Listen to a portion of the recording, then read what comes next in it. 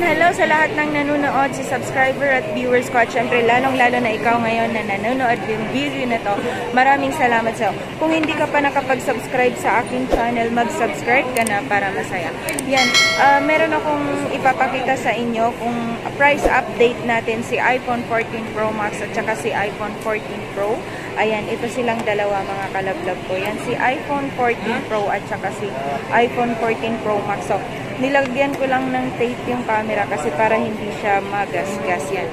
Yung price ni iPhone 14 Pro, naka-factory unlock, 256GB, mabibili mo siya sa halagang 56,000 yan. 56,000 yung 256GB ni iPhone 14 Pro na 256GB factory unlock yan. So, ang available color nito, meron tayong gold, meron tayong silver, itong purple. Itong si purple yung pinaka top of the line kay iPhone 14 Pro. Ito yung 256GB, mabibili mo siya sa halagang 55,000. Yung 128GB naman, mabibili mo siya sa halagang 48,000. Yan yung mga price niya, mga kalablog ko. So, sa mga nagtatanong dyan, yung mga nagde-text, nagko-comment dyan sa comment section, pasensya na kayo kung hindi ko kayo agad-agad marireplyan, mga kalablog ko. Medyo busy lang ang lola niya. Yan. Next naman, ito naman si iPhone 14 Pro Max. Yan, si iPhone 14 Pro Max.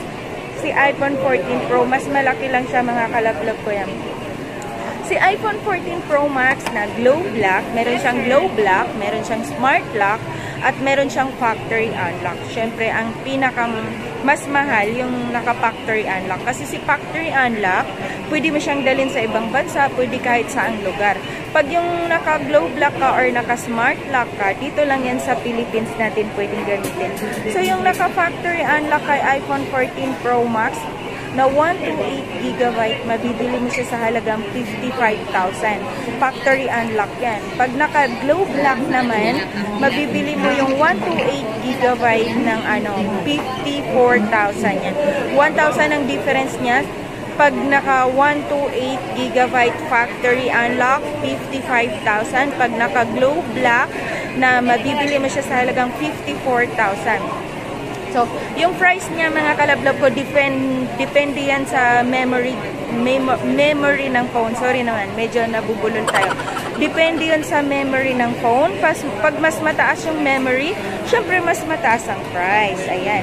So, ito na yung nire-request yung price update ni iPhone 14 Pro Max at saka ni iPhone 14 Pro. Kung meron pa kayong tanong, pwede kang tumawag or mag-text dyan sa number ko na yan, sa 0975-8238-526, or pwede kang mag-comment dyan sa comment section, mga kalablog ko. Maraming salamat sa walang sawang pag-suporta ng channel ko. Maraming salamat, mga kalablog ko. Pwede kang mag-comment dyan, pwede kang magpa-price update tungkol sa mga iPhone. Yan, meron tayong iPhone, tungkol sa iPhone.